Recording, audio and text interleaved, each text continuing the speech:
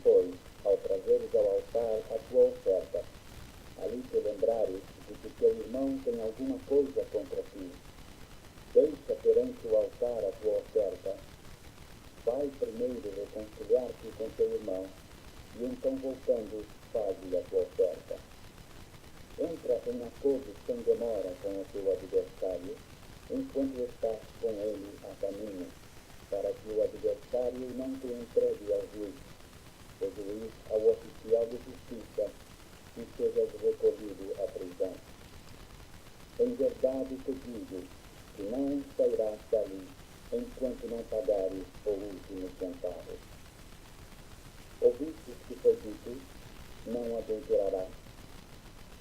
Eu, porém, vos digo, qualquer que olhar para uma mulher com intenção impura no coração, já adulterou com ela. Se o teu olho direito te faz